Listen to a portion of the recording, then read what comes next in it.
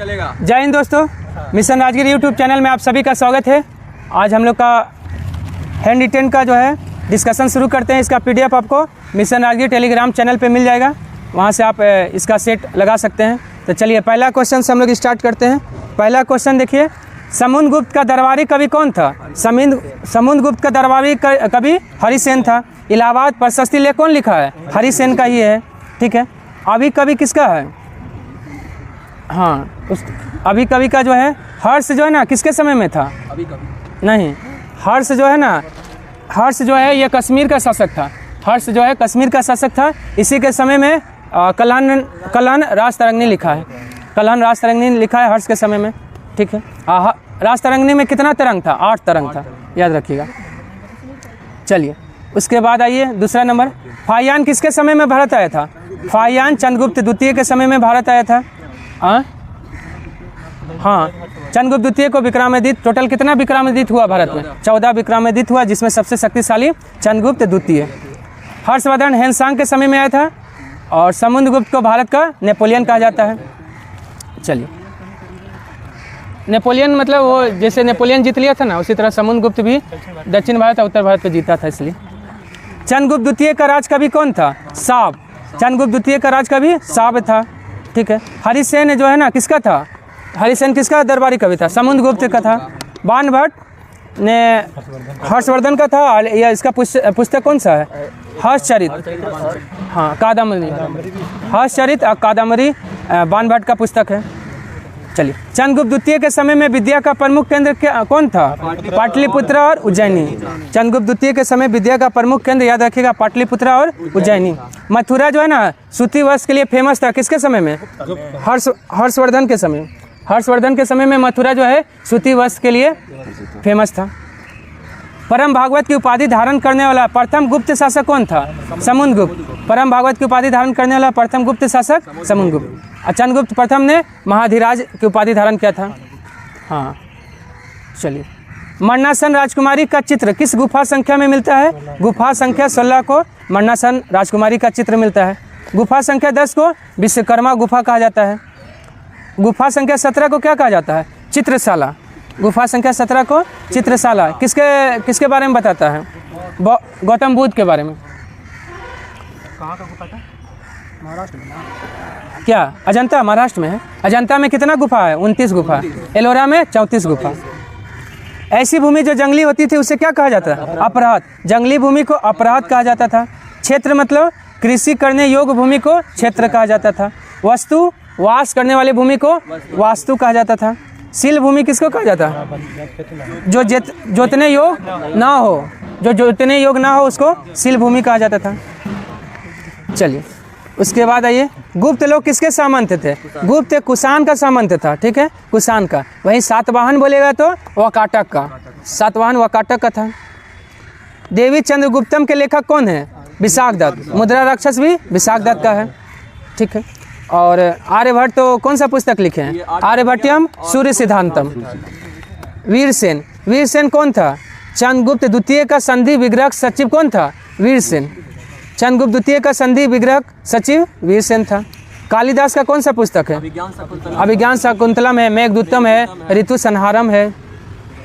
ईंटों द्वारा निर्मित गुप्तकालीन मंदिर कौन सा है? दशावतार मंदिर ईंटों द्वारा निर्मित है। गुप्त काल का सर्वश्रेष्ठ मंदिर किसको माना जाता है? दशावतार मंदिर ललितपुर उत्तर प्रदेश में है। अब विष्णु मंदिर कहाँ है? तिगवा मध्य प्रदेश में है। हाँ, तिगवा मध्य प्रदेश।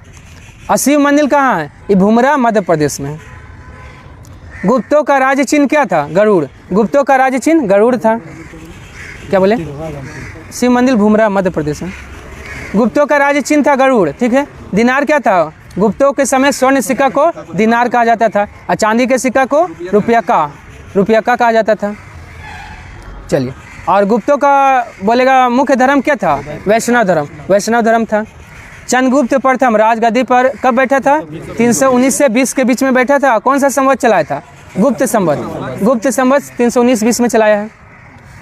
सबसे पहले आपका श्रीगुप्त आया था 240 से 280, घटोत्कच आया था 280 से 320, फिर 320 से 335 तक ये रहेगा चंद्रगुप्त प्रथम, और फिर समुद्रगुप्त आएगा 335 से 380 तक रहेगा। और अंतिम गुप्त वंश का कौन सा शासक हो जाएगा? विष्णुगुप्त। गुप्त वंश का अंतिम शासक विष्णुगुप्त। गुप्त राजाओं का शासकीय भाषा क्या था? संस्कृत। गुप्त राजाओं का शासकीय भाषा संस्कृत। प्राकृत किसका था? प्राकृत जो है सातवाहन का। उसके बाद है फारसी। फारसी किस में था आपका? क्या? मौर्य वंश का। मौर्य वंश का प्राकृत, हाँ ठीक, हाँ ठीक है। अब फारसी किसका था? दिल्ली सल्तनत का क्या था? फारसी। नगरों का क्रमिक पतन किस काल की विशेषता था? गुप्त काल का था। नगरों का क्रमिक पतन गुप्त काल का विशेषता था। कुषाण काल का क्या था? वास्तुकला। कुषाण काल के समय में सर्वाधिक विकास किसका हुआ था? वास्तुकला का हुआ था।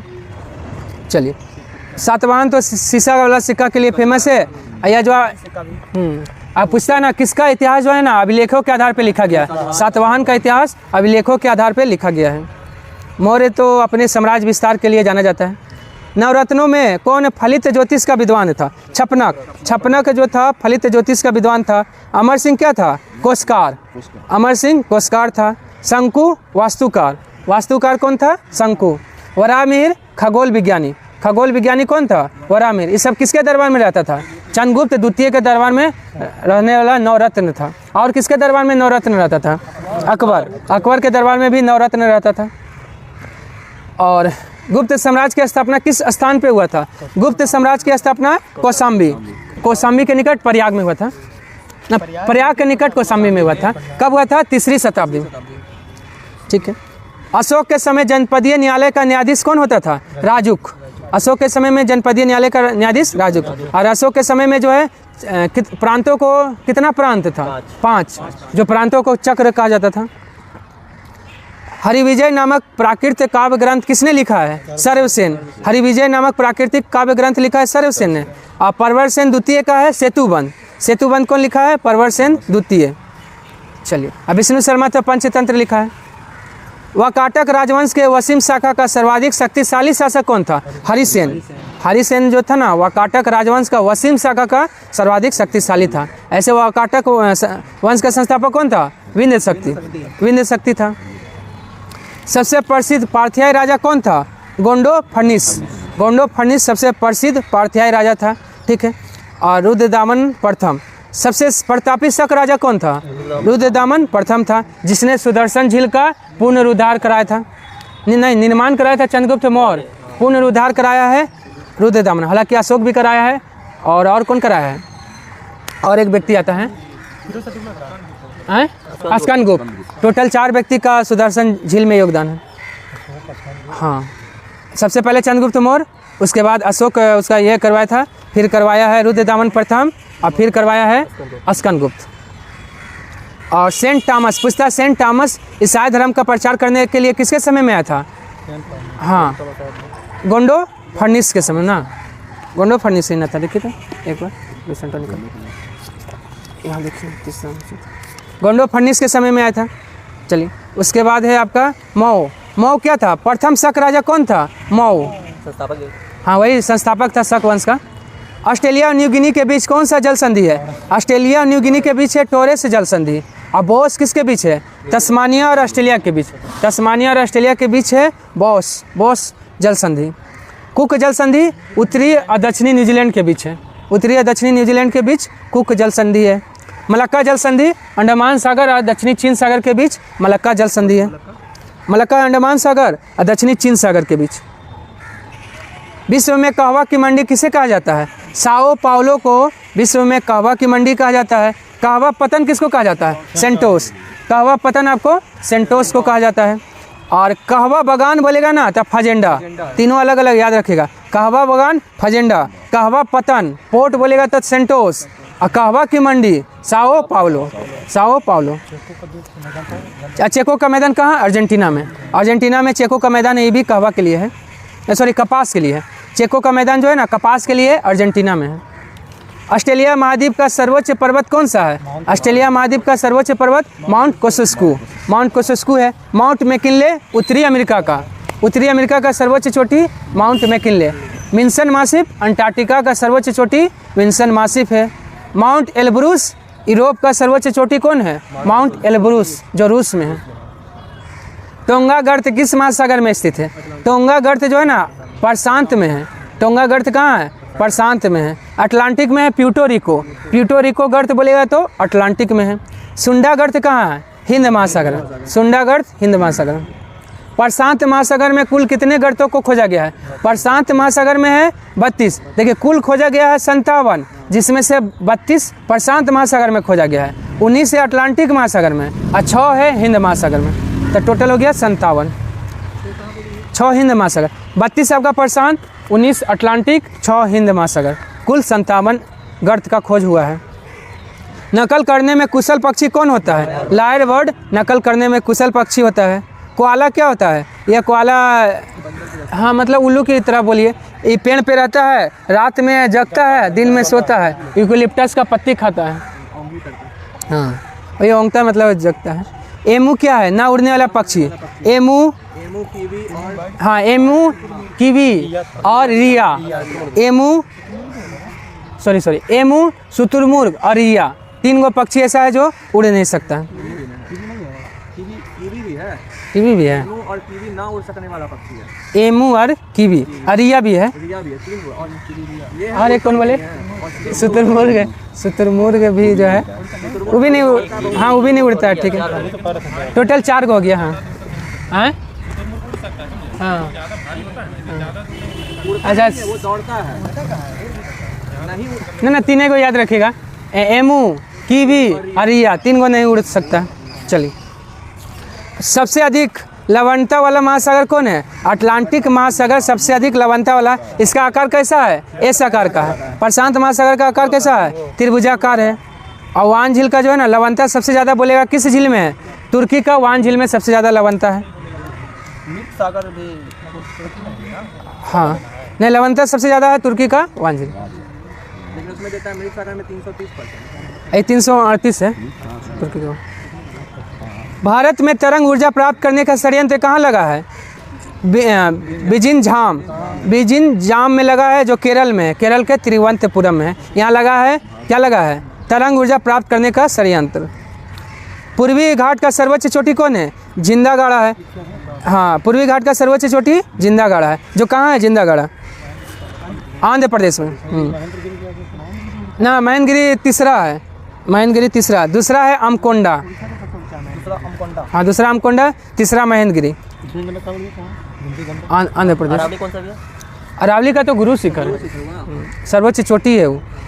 ठीक है अनिलगिरी का सर्वोच्च चोटी बोलेगा तो डोडा बेटा। चलिए धूपगढ़ी सतपुड़ा का सर्वोच्च चोटी है जो 1350 मीटर है। 1945 में जन योजना किसने बनाया था? एम.एन. रॉय ने जन योजना 1945 में, जिसको पीपल प्लान कहते हैं। जयप्रकाश नारायण ने सर्वोदय योजना 1950 में बनाया था। एम.एन. अग्रवाल ने गांधीवादी योजना बनाया था 1944 में। 1944 में गांधीवादी योजना, एम.एन. अग्रवाल। विश्वेश्वरैया का एक फेमस पुस्तक है प्लान इकोनॉमिक फॉर इंडिया, किसका है? विश्वेश्वरैया का है। 11 राज्यसभा सीट किस राज्य में स्थित नहीं? लिख लीजिएगा इसमें 11 राज्यसभा सीट किस राज्य में नहीं है? तो देखिए मध्य प्रदेश में है, गुजरात में है, आंध्र प्रदेश में है। तो 11 को राज्यसभा सीट है, लेकिन उड़ीसा में है 10। उड़ीसा में राज्यसभा सीट कितना है? 10। उत्तर प्रदेश में कितना है? सबसे अधिक 31 गो है। और दूसरा सबसे ज़्यादा राज्यसभा सीट किस में है? महाराष्ट्र में कितना है? 19 गो। और तमिलनाडु में तीसरा 18 है। हाँ बिहार और पश्चिम बंगाल 16। लोकसभा का अध्यक्ष एवं उपाध्यक्ष किस अनुच्छेद में है? अनुच्छेद 93 में लोकसभा का अध्यक्ष और उपाध्यक्ष। वहीं अगर बात करें राज्यसभा का अध्यक्ष और उपाध्यक्ष 89 में है। अनुच्छेद 114 में क्या है? विनियोग विधेयक। अनुच्छेद 124 में सुप्रीम कोर्ट का, हाँ सुप्रीम कोर्ट का चर्चा है, वही गठन उठन के बारे में। सबसे अधिक मतदाता वाला लोकसभा क्षेत्र कौन है? बाहरी दिल्ली सबसे अधिक मतदाता वाला लोकसभा क्षेत्र। देखिए सबसे अधिक मतदाता है बाहरी दिल्ली का, और सबसे कम मतदाता लक्षद्वीप का है, लक्षद्वीप। और क्षेत्रफल नहीं बता रहे सब, क्षेत्रफल में सबसे बड़ा बोलेगा ना लोकसभा क्षेत्र तो लद्दाख हो जाएगा, और क्षेत्रफल में सबसे छोटा लोकसभा क्षेत्र चांदनी चौक। सब अलग अलग है। देखिए मतदाता अधिक है आपका बाहरी दिल्ली में, मतदाता कम है लक्षद्वीप में, लेकिन क्षेत्रफल में सबसे बड़ा लोकसभा क्षेत्र है लद्दाख, और क्षेत्रफल में सबसे छोटा लोकसभा क्षेत्र चांदनी चौक। हाँ पहले था, इस बार पता नहीं कौन लगा था। केंद्र शासित प्रदेश में लोकसभा में कितने सदस्य निर्वाचित होता है? केंद्र शासित प्रदेश में लोकसभा में वर्तमान में 19 सदस्य जो है, पहले 20 था। हाँ 19 अभी चुन के आता है वहाँ से। 20 अधिकतम चुना जा सकता है। हाँ 20 अधिकतम हो सकता है, लेकिन 19 चुना गया है। और 524 जो है ना राज्य से आता है। 20 होना चाहिए वर्तमान में नहीं, तो निर्वाचित है तो निर्वाचित 19 को ना है। लोकसभा एवं विधानसभा का सीट 2026 तक यथावत रहेगी। किस संविधान संशोधन के द्वारा जोड़ा गया? 84वां संविधान संशोधन 2001 के द्वारा में बोला गया कि आपका लोकसभा विधानसभा का सीट 2026 तक नहीं बढ़ाया जाएगा। और 61वां संविधान संशोधन 1989 में वोट देने का उम्र 21 से 18। और 69वां में दिल्ली या पुदुचेरी में विधानसभा सीट का स्थापना किया गया। 69वां 1991 में दिल्ली और पुदुचेरी में। राष्ट्रपति के निर्वाचन में वो तो 70वां संविधान संशोधन। और 7वां संविधान संशोधन 1956 में आपका लोकसभा सीट 500 से बढ़ाकर 525। और फिर 31वां में क्या किया? 525 से बढ़ाकर 545। राज्यसभा सदस्य जो प्रधानमंत्री बने हैं वो कौन कौन है? इंदिरा गांधी, HD देवगौड़ा, IK गुजराल और मनमोहन सिंह। टोटल 4 प्रधानमंत्री ऐसे हुए हैं जो राज्यसभा से चुने गए हैं। लोकसभा में अतारांकित प्रश्नों की अधिकतम संख्या 230। लोकसभा में अतारांकित 230, तारांकित बोले तो 20। अविश्वास प्रस्ताव लाने के लिए कितना लोकसभा सदस्यों का समर्थन चाहिए? 50। अविश्वास प्रस्ताव लाने के लिए लोकसभा सदस्यों का 50 का समर्थन चाहिए। राज्यसभा में क्या राज्यसभा में कितना चाहिए? राज्यसभा में काहे लाएगा? किसका भी लाइएगा राज्यसभा। चलिए उसके बाद है, चलिए जम्मू कश्मीर में राज्यसभा सीट कितना है? जम्मू कश्मीर में राज्यसभा सीट 4 है और लोकसभा है 5। दिल्ली में राज्यसभा सीट 3, पुदुचेरी में राज्यसभा सीट 1 और 7 किसमें 3 गो में है। दिल्ली में लोकसभा। इसका यह ट्रिक याद रखिएगा। ATP असम, तेलंगाना और आपका पंजाब। ATP का 7 असम, तेलंगाना और पंजाब 7 है। राज्यसभा में प्रथम उपसभापति कौन बने थे? राज्यसभा का प्रथम उपसभापति SV कृष्णमूर्ति राव। और सुकुमार सेन तो प्रथम चुनाव आयुक्त थे। GB मावलंकर लोकसभा के अध्यक्ष पहला। और GMC बालियोगी यह लोकसभा के अध्यक्ष ऐसे अध्यक्ष थे जो SC थे, अनुसूचित जाति से थे। और ST से बोलेगा ना तो PA संगमा ऐसा लोकसभा अध्यक्ष थे जो ST से थे। राज्यसभा की प्रथम बैठक कब हुआ था? देखिए राज्यसभा का प्रथम बैठक 13 मई 1952 में। लेकिन राज्यसभा का गठन कब हुआ है? 3 अप्रैल 1952 में राज्यसभा का गठन हुआ। और पहला बैठक हुआ 13 मई 1952। वही पूछेगा लोकसभा का गठन कब हुआ है? 17 अप्रैल 1952 में लोकसभा का गठन हुआ था। राजस्थान और आंध्र प्रदेश का लोकसभा सीट कितना है? दोनों का 25-25 है। राजस्थान आंध्र प्रदेश का 25-25। 48 किसका है? महाराष्ट्र का लोकसभा सीट है। 7 लोकसभा सीट दिल्ली का है। 5 लोकसभा सीट जम्मू कश्मीर का है। 29 है मध्य प्रदेश का। हाँ, लोकसभा का गणपूर्ति या कोरम किस अनुच्छेद में है? अनुच्छेद 100 का 4 में है। लोकसभा का गणपूर्ति या कोरम में है। ठीक है, देखिए आपका जो है ना गणपूर्ति या कोरम 100 का 4 में कितना होना चाहिए? 1/10 या 55। हाँ, लोकसभा के प्रथम उपाध्यक्ष कौन बने थे? M. संयम अयंगर लोकसभा के प्रथम उपाध्यक्ष बने थे। अब बाद में दूसरा अध्यक्ष बन गए। और ठीक है, पहला उपाध्यक्ष थे, दूसरा फिर अध्यक्ष बन गए। अच्छा, हाँ अच्छा, मावलंकन मर गए थे। मावलंकन कहाँ मरे थे?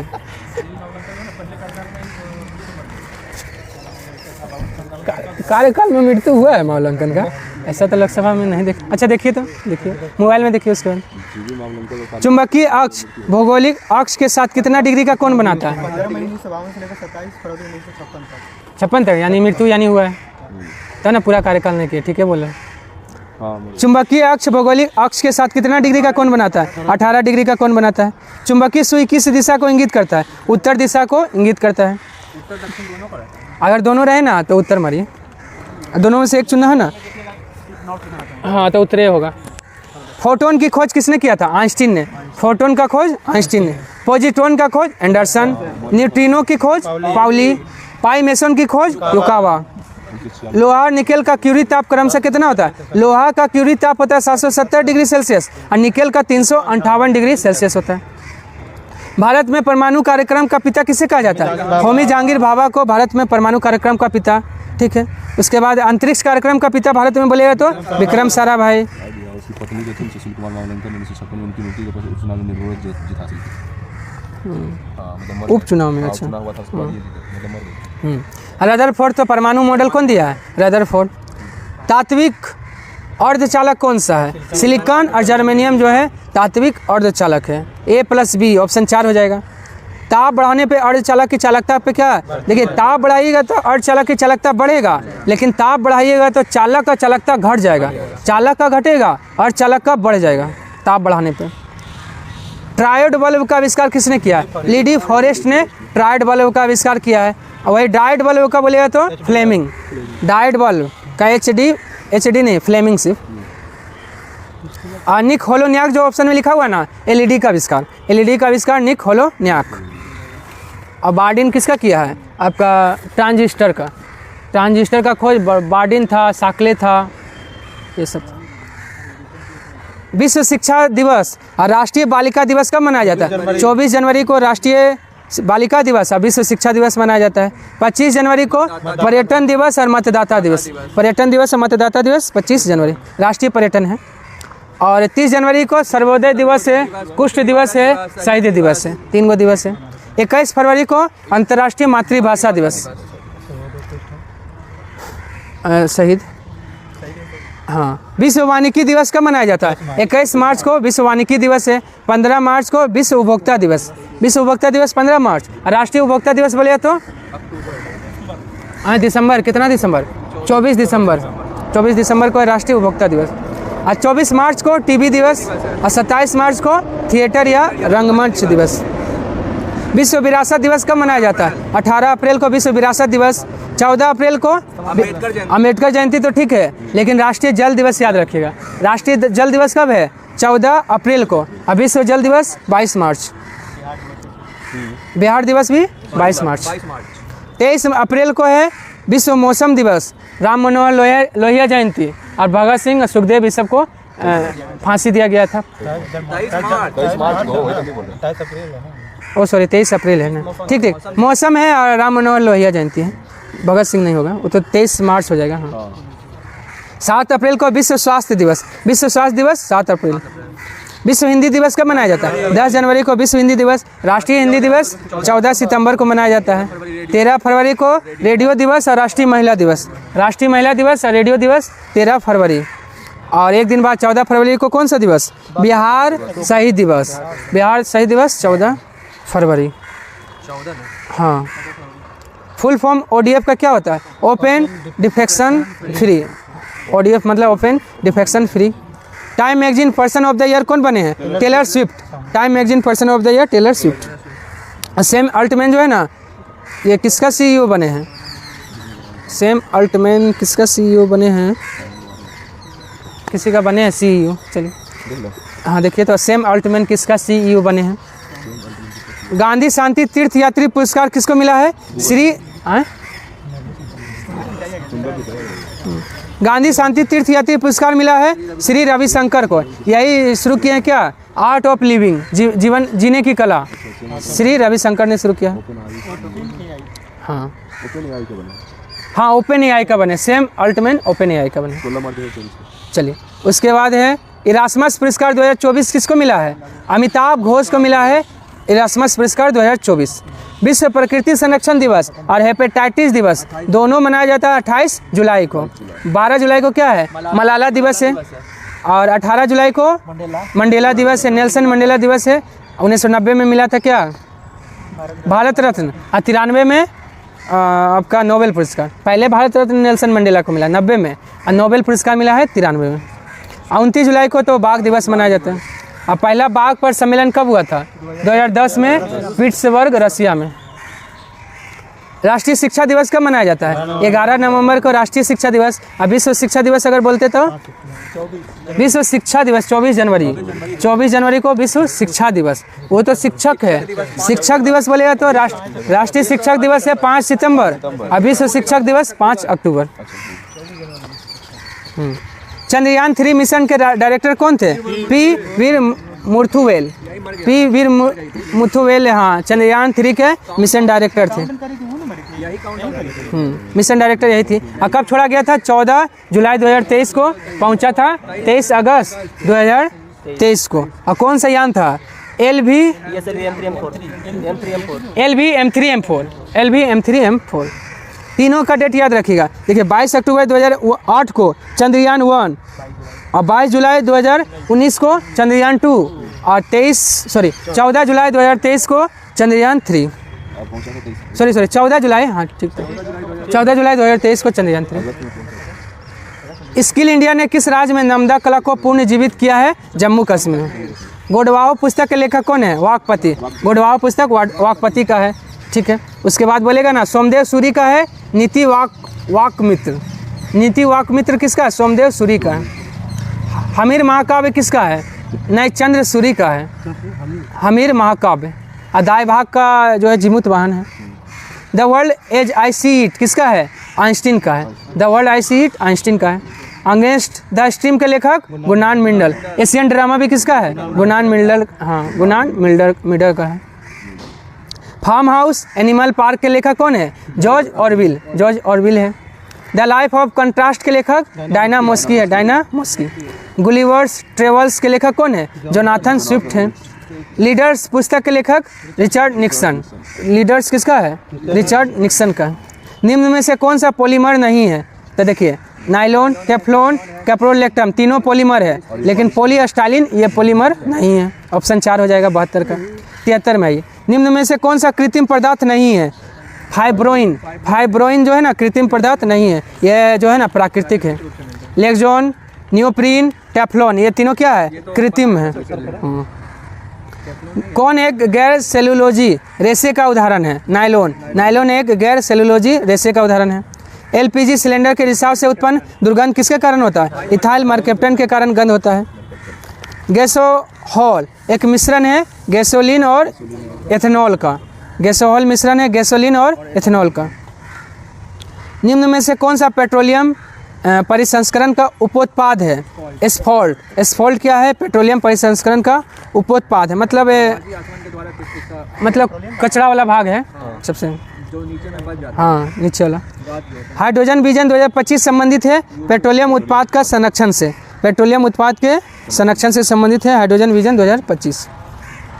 इनमें से जौरनाशक एंटीपायरेटिक कौन नहीं है? एस्पिरिन, पैरासीटामोल,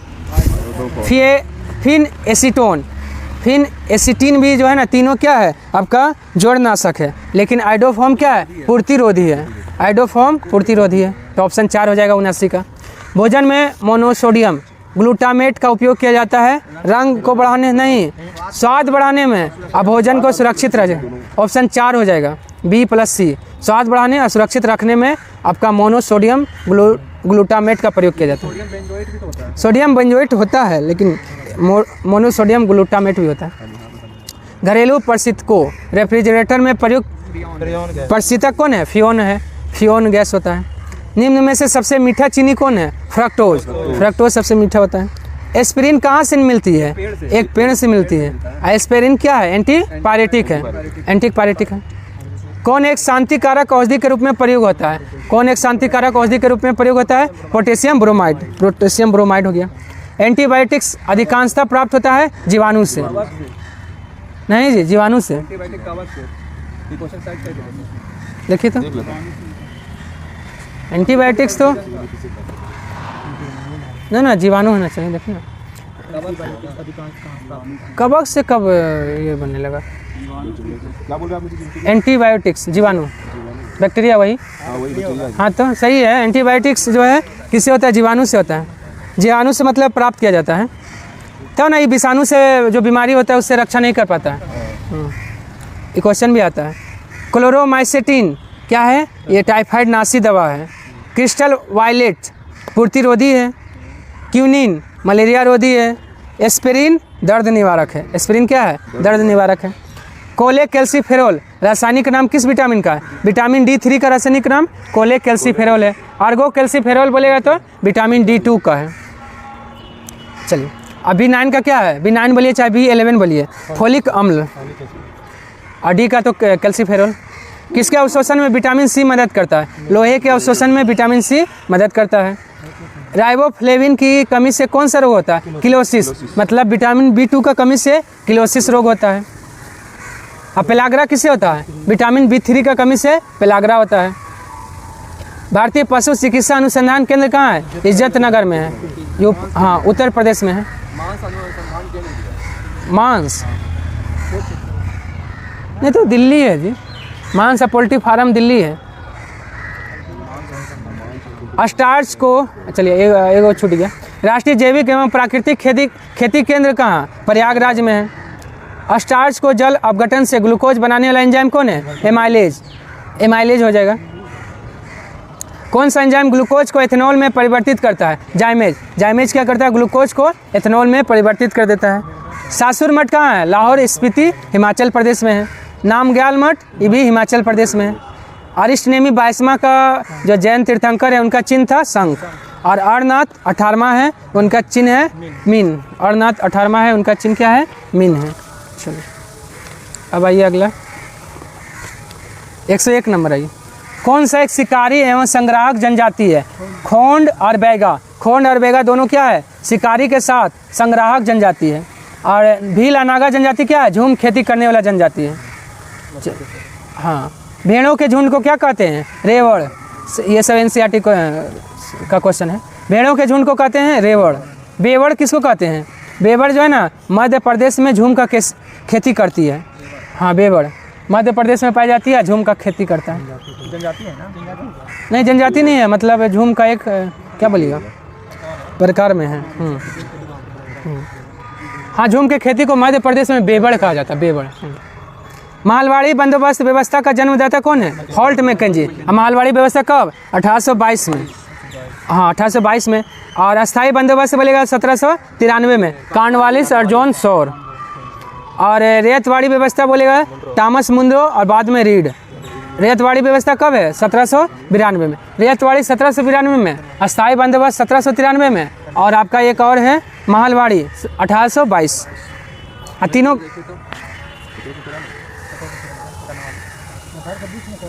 ये तो आप क्या antibiotic penicillin, green mould penicillium notatum नामक कवक से प्राप्त है।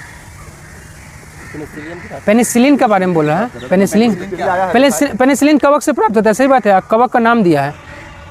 तब पेनिसिलिन एंटी आपका ये थोड़ी ना एंटीबायोटिक्स। आईटी देखिए ना लिखा हुआ ये एंटीबायोटिक्स का खास तौर पर बैक्टीरिया। हाँ बैक्टीरिया वाला है, ठीक है वो सही है। 1820 में क्या है? 1800 रेतवाड़ी बोल रहे हैं। तो 1822 नहीं रेतवाड़ी सबसे पहले टॉमस मुनरो 1792 में, फिर बाद में फिर ये किया है आपका रीड बाद में 1820 में किया। फ्रांस में दास प्रथा का अंत हुआ है 1792 में। भारत में बोलेगा तो 1843 में। अमेरिका में दास प्रथा कब? पेनिसिलियम जो है ना वो कवक से प्राप्त हाँ वो तो पेनिसिलिन। हाँ अब अमेरिका में दास प्रथा का उन्मूलन 1865 में। कौन किया था? भारत में कौन कहता है? एलन बरो के समय में। भारत में एलन बरो, और वहाँ अब्राहम लिंकन। अमेरिका में अब्राहम लिंकन।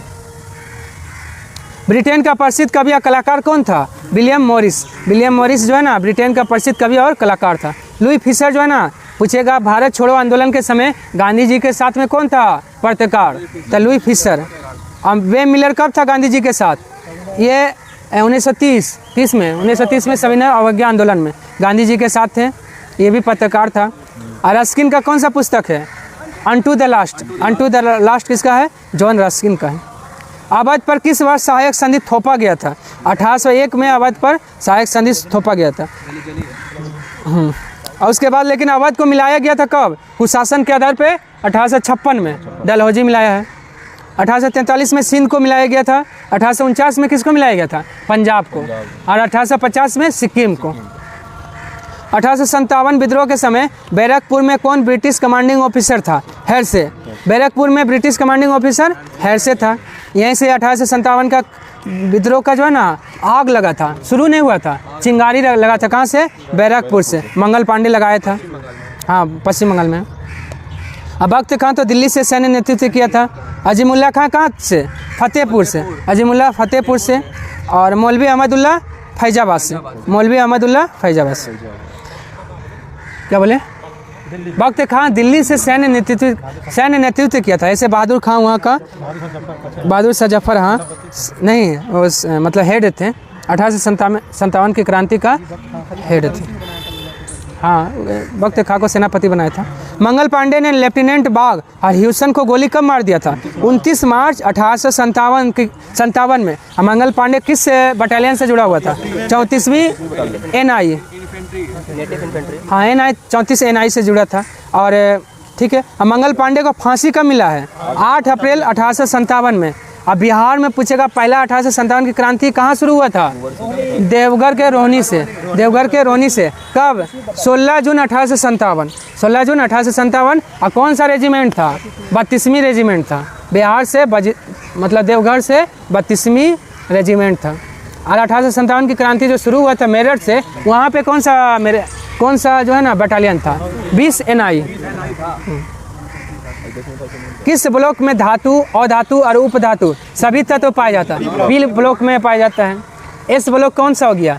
पहला दूसरा समूह को एस ब्लॉक कहते हैं। डी ब्लॉक में कौन आ जाएगा? सभी संक्रमण धातु डी ब्लॉक में आ जाएगा। और आधुनिक आवर्त सारणी में पहला धातु तत्व कौन है? लिथियम। लिथियम है। आवर्त सारणी में एस ब्लॉक में कितना तत्व है? एस ब्लॉक में 13, पी में बोलेगा तो 40, और डी में कितना है? 37। सबसे कम अभिक्रियाशील धातु कौन है? नहीं, प्लेटिनम सबसे कम अभिक्रिया, उसके बाद सोना होता है। एफ ब्लॉक में एफ में कितना आ जाएगा? देख लीजिए। एफ में होगा 14 दिन 28 होगा। और सबसे ज़्यादा अभिक्रियाशील धातु कौन है? पोटेशियम। सबसे ज़्यादा अभिक्रियाशील धातु पोटेशियम। हाँ, प्लेटिनम है। और सोना ऑप्शन में अगर प्लेटिनम रहेगा ना, और ऑप्शन के हिसाब से होता है, सोना फिर नहीं रहेगा तो फिर तांबा हो जाएगा। मतलब पीरियडिक टेबल देखिएगा ना तो उसमें हाँ और टेक्नेटियम जो है ना, मानव द्वारा बनाया गया प्रथम तत्व क्या है? टेक्नेटियम। एफ ब्लॉक में 28 था ना। चलो, आवर्त सारणी के 16वें वर्ग के तत्वों को क्या कहा जाता है? चाल्कोजेन कहा जाता है। 16वें वर्ग के तत्वों को चाल्कोजेन। अक्रिय गैस कौन हो गया? 18वां हो गया। हेलोजन कौन हो गया? 17वां हो गया। दृश्य विकिरण का खोज कौन किया है? न्यूटन। दृश्य विकिरण की खोज न्यूटन किया है। लघु रेडियो का बोलेगा? हर्ट्ज। दीर्घ रेडियो बोलेगा? मार्कोनी। और रक्त किरण का बोलेगा तो विलियम हर्शिल। कांच में ध्वनि का चाल कितना होता है? 5640। कांच में ध्वनि का चाल 5640। एल्युमिनियम में 6420। एल्युमिनियम में 6420। लोहा में 5130। समुद्री जल 1533। और जल में, साधारण जल में बोलेगा ना तो 1493। साधारण जल में 1493, समुद्री जल में 1533, लोहा में 5130 और आपका एल्युमिनियम में 6420। और क्वेश्चन में कांच था 5640। जेट विमान में ध्वनि की तीव्रता कितना होता है? 140 से 150 होता है जेट विमान में। और मिसाइल में बोलेगा सबसे अधिक 180। ऑर्केस्ट्रा में कितना होता है? 100। ऑर्केस्ट्रा में 100। और साधारण बातचीत हम लोग करते हैं तो 30 से 40। ध्वनि की चाल का प्रवाह किससे प्रभावित नहीं होता है? दाब, ताप, आर्द्रता, तीनों से जो है ना ध्वनि का चाल प्रभावित होता है। हाँ, तीनों से प्रभावित होता है। तो इनमें से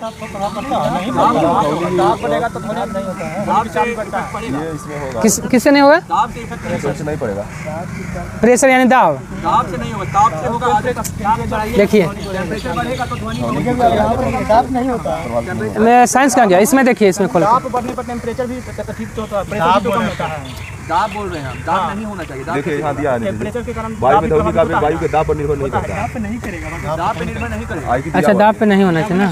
यहाँ क्या दिया था? टेम्परेचर बढ़ेगा या घटेगा तो दाब बढ़ेगा घटेगा, उस हिसाब से सोच रहे हैं। लेकिन यहाँ पे ध्वनि के बारे में बोल रहा है वो। आप वो जो बोल रहे हैं ना ताप के बारे में, वो आप मतलब लाइट के बारे में बोल रहे हैं आप। जैसे मान लीजिए कि आप एक नॉर्मल सोचिए कि जैसे मान लीजिए कि अभी मतलब कुहासा हो जाए, तो आप दूर इतना दूर से ही बोलिएगा ना तो ज़्यादा दूर तक नहीं जाएगा। अच्छा, दाब नहीं होगा ना? कहाँ दिया था? देखिए यहाँ देखिए, ताप समान होने पे गैस की ध्वनि की चाल पर दाब नहीं होगा। ठीक है, ठीक, दाब नहीं होगा। 117 का क्या हो जाएगा? दाब नहीं होगा। ताप का प्रभाव पड़ेगा, आर्द्रता पड़ेगा, लेकिन दाब का प्रभाव ध्वनि की चाल पर नहीं पड़ेगा। ठीक है, 117 का 1 हो जाएगा। सूरजमुखी, गेंदा, सलाद किस कुल का पौधा हो जाएगा? सब कंपोजिट कुल का पौधा आएगा। और सबसे बड़ा कुल कौन सा होता है? ये आपका नहीं, कंपोजिट ही सबसे बड़ा होता है। क्रूसीफेरी में कौन आ जाएगा? मूली, सलजम, सरसों, ये सब आ जाएगा। रूटेसी में जितना रस वाला है, रस वाला आएगा, नींबू, संतरा, मौसमी। जड़ तो सब में हो जाए, जड़ से नींबू संतरा। हाँ, रूटेसी में जितना रस वाला आएगा। फेरा में आ जाएगा। रोजेसी में सेव, नाशपाती, आपका रस भरी सब आ जाएगा। महंगा चीज़, हाँ, फल वाला। भारतीय नौसेना की पहली महिला हेलीकॉप्टर पायलट कौन बनी है? अनामिका राव भारतीय नौसेना की पहली महिला हेलीकॉप्टर पायलट बनी है। गोपी थोटाकुरा जो है ना, अंतरिक्ष यात्रा करने वाली पहली भारतीय पर्यटक है। चलिए, प्राची यादव किस खेल से जुड़ी हुई है? कैनोइंग से जुड़ी है। इस सबको क्या मिला है? आपका अर्जुन पुरस्कार मिला है। वुशु से है आपका रोशीबीना देवी वुशु से है। गोल्फ से है दीक्षा डागर। गोल्फ से कौन? दीक्षा डागर। और अंशु अग्रवाल घुड़सवारी से। ये सबको क्या मिला है? अर्जुन पुरस्कार मिला है। भारत के 50वें ग्रैंड मास्टर कौन बने? पी श्याम निखिल 50वें ग्रैंड मास्टर। 84वां बोलेगा तो वैशाली रमेश बाबू, जो कहाँ का? चेन्नई का। आदित्य सामंत 83वां, जो महाराष्ट्र के हैं। श्री शंकर किस खेल से संबंधित है? एथलेटिक्स। श्री शंकर एथलेटिक्स। और बॉक्सर है मोहम्मद हुसामुद्दीन बॉक्सर। कबड्डी से है पवन कुमार और रितु नेगी, दोनों को मिला अर्जुन पुरस्कार। कबड्डी से है। और शूटिंग से है ऐश्वर्या सिंह तोमर और ईशा सिंह। देखिए, शूटिंग वाला दोनों को नाम जो है ना, ई से स्टार्ट है। ऐश्वर्या सिंह तोमर और ईशा सिंह, दोनों शूटिंग से है, दोनों को अर्जुन पुरस्कार मिला है। मिस वर्ल्ड 2024 का विजेता कौन है? क्रिस्टीना प्रिचकोवा है। और सेनिस प्लासियोस को क्या मिला है? Miss universe 2023। और मिसेज यूनिवर्स इंडिया 2023 बोलेगा तो माधुरी पटेल। दुनिया का सबसे शक्तिशाली लेजर कौन बनाया है? रोमानिया बनाया। रोमानिया की राजधानी कहाँ है? हाँ, बताइए। बुडापेस्ट की बुखारेस्ट? हाँ, रोमानिया का आपका बुखारेस्ट। हाँ, यूरोपीय देश का पहला अश्वेत नेता कौन बने हैं? वान गेथिंग यूरोपीय देश का पहला अश्वेत नेता बने हैं। पता नहीं। विश्व आध्यात्मिक महोत्सव कहाँ शुरू हुआ? हैदराबाद। विश्व आध्यात्मिक महोत्सव शुरू हुआ है हैदराबाद में। किस राज्य के सीएम ने भारत की पहली एलएनजी संचालित बस लॉन्च किया है? महाराष्ट्र के सीएम ने भारत का पहला एलएनजी संचालित बस लॉन्च किया है। आज के लिए इतना ही। अच्छा, चपचारकूट मिजोरम में मनाया जाता था 23 तक, लेकिन 24 में चपचारकूट मेघालय में मनाया गया। आज के लिए इतना ही, धन्यवाद। अगर पसंद आया तो लाइक, सब्सक्राइब, शेयर, कमेंट करना ना भूलें।